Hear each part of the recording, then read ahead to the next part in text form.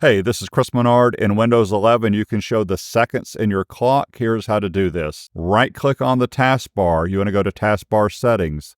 When Taskbar Settings appears, you want to go to Taskbar Behaviors and click.